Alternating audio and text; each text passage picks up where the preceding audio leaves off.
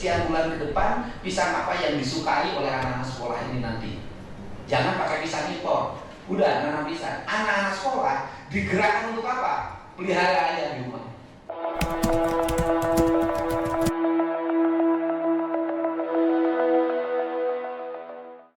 Di tengah berbagai polemik program makan bergizi gratis, satu nama kembali menjadi sorotan. Deddy Mulyadi. Banyak yang bertanya, bagaimana jika Deddy Mulyadi diberi kewenangan lebih besar untuk membenahi MBG? Apakah program ini akan berjalan lebih baik? Atau tantangannya justru jauh lebih besar? Infrastruktur bisa ditangani. Ekonomi bisa tumbuh kalau ini semua terencana.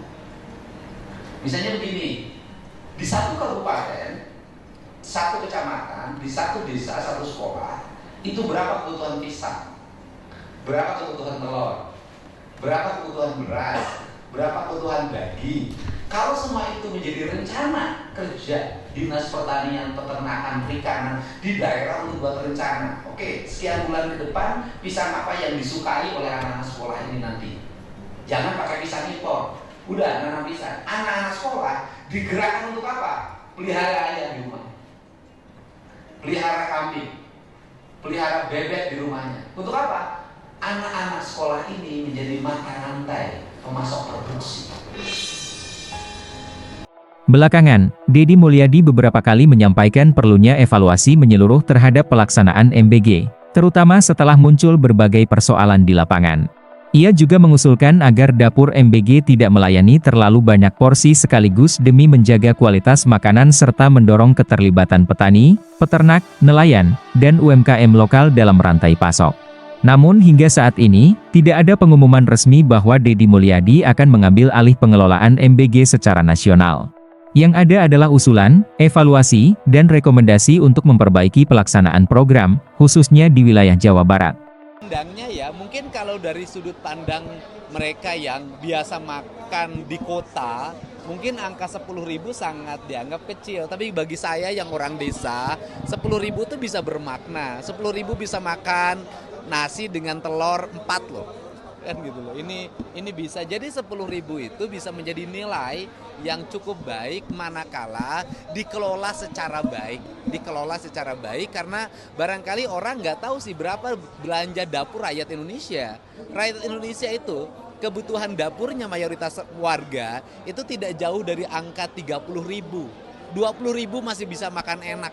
Karena apa? Yang penting berasnya ada dan lauk pauknya dengan angka 20.000 itu masih bisa makan dengan enak sebenarnya kalau di desa. Tergantung wilayah ya. Karena setiap wilayah kan harga berbeda.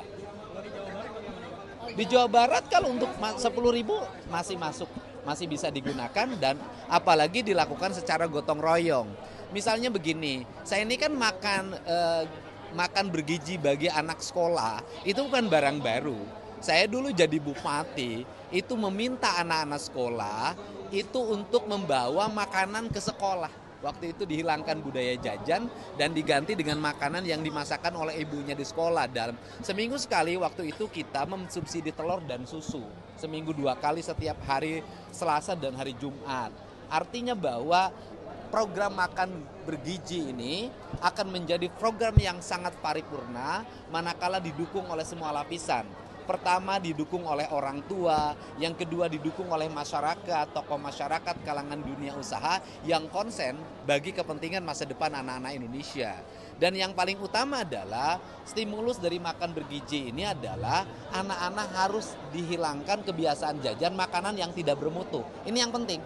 Karena ancaman bagi anak-anak Indonesia hari ini adalah mereka mengkonsumsi makanan-makanan yang tidak bermutu yang berimplikasi pada 2 hal.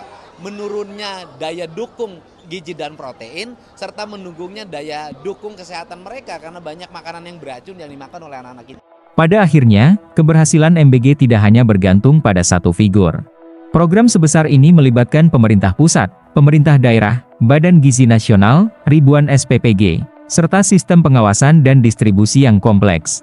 Menurut kamu, jika suatu saat Deddy Mulyadi diberi peran yang lebih besar dalam pengelolaan MBG, langkah apa yang harus menjadi prioritas pertama?